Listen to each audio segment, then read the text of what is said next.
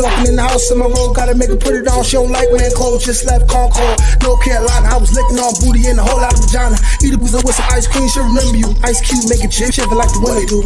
See me with the crew, I better get some food. I see you looking like you do. Had to make a move, make a move. Started. Please don't get me started. Started. Please don't. New York is the pioneers of gang history. And I'm not saying that in a bragging type of way. The Bloods and the Crips might go back to, they say the Black Panthers, let's say the 1960s, right? But New York, our gangs go back to to the gangs of New York. And I'm talking 1898, 1880 and shit like that. But Bronx, we had the Dead Rabbits. We had the Dead Rabbits. That was a real gang, the Dead Rabbits. You know what I'm saying? You had the Dead Rabbits. You had I forgot what the butcher crew was called, the Council. You had, these was real gangs in New York, and niggas protected their community, right? But as you know, as anything, when power comes, corruption comes. So as dudes started getting the power and growing in numbers, they start tapping into other things. You know what I'm saying? And a lot of the dudes that was in these gangs too in the 60s going into the 70s, a lot of them came home from Vietnam War.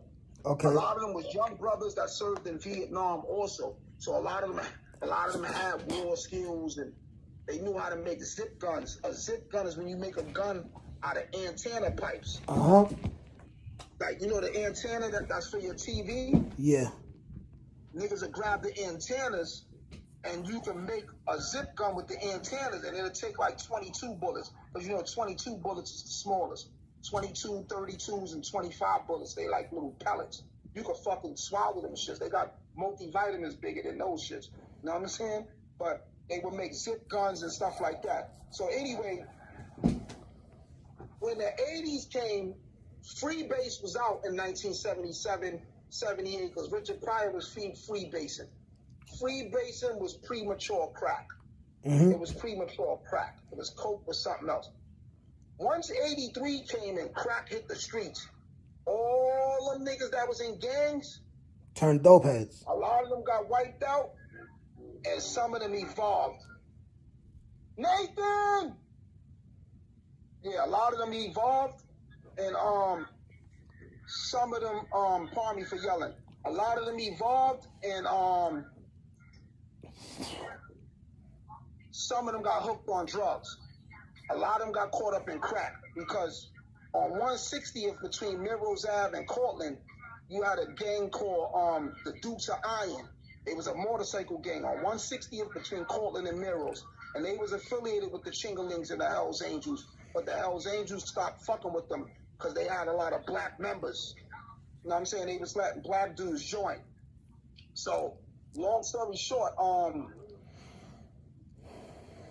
most of the Dukes of Irons got on drugs. So a lot of niggas was on heroin, crack. Niggas was selling their Harley Davidson motorcycles for the low. Now, mind you, the average Harley is costing $50,000, $40,000, $50,000, $60,000, $70,000. Niggas is selling them shits for fucking 10 bundles of crack and shit like that. So the crack wiped a lot of niggas out. And then the ones who didn't get wiped out, they evolved and got down with different drug crews. So now we in the 80s, we in 83 and up. We going into drug crews, right? Now you got Checkmate Dope. You got different dope stamps. And your crew was known by the dope stamp sometimes. And then sometimes your crew was known by the color of your crack tops. So if our crack tops was red, we the red top crew. Or those are the yellow top niggas. We got the yellow top crack. Even though the crews had alternative names.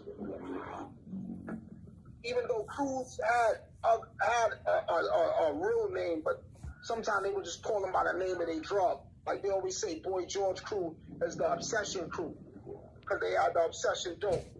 And then in Harlem, you got Purple City and stuff like that, right? So now, as this going on, we head to the mid 80s, going into the early 90s. Now this is when I'm in junior high, in high school, and I'm heading towards 9th grade, right? So when I was in 9th grade, I went to a school called, I had got skipped twice. So I was in the 9th grade in like 89. So I went to a school called Lincoln Youth Achievement Center. I went there before I went to Bronx Regional, then Martin Luther King High School, then Taft and Kennedy. When I went to Lincoln Youth Achievement Center, it was a dude in my class named Miguel. Miguel was one of the leaders of the Pirus. Not Piru blood, Power Rule. Power Rule was what Puerto Ricans called themselves. PR, power and rule, right? Miguel was one of the leaders of Power Rule. And the Power Rules was worn with the Wolf Packs. The Wolf Pack was black niggas.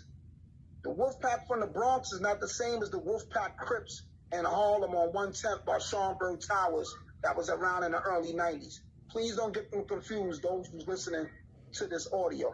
You had the Wolf Pack crew in the Bronx. The Wolf Pack and Power Rule used to go to war. That's all Southern Boulevard, Intervale Avenue, Simpson Street shit. That's on their turf, right?